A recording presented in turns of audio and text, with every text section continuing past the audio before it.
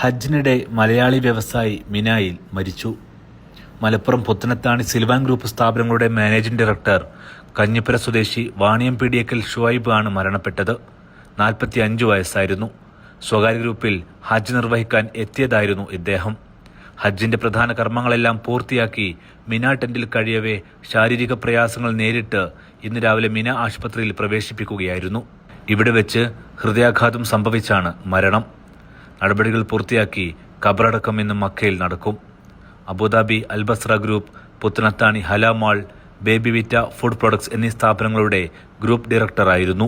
കഴിഞ്ഞ ദിവസം മിനായിൽ കർമ്മങ്ങൾ പൂർത്തിയാക്കി എത്തിയ ശേഷം മീഡിയ വൺ ഇദ്ദേഹവുമായി അഭിമുഖം നടത്തിയിരുന്നു. അതിന്റെ ഭാഗം കാണാം.